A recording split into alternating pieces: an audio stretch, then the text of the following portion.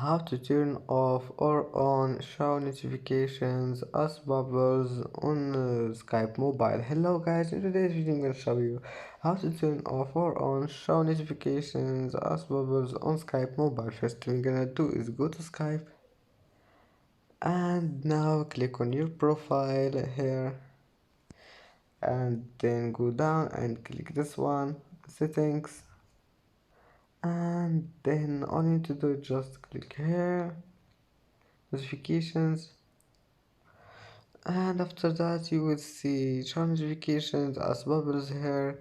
If you want to turn it off, just click, and if you want to turn it on again, click on it. And that's how many show notifications as bubbles on Skype mobile. And that's it for today's video. If you like this video, please don't forget like and subscribe, and see you in the next video.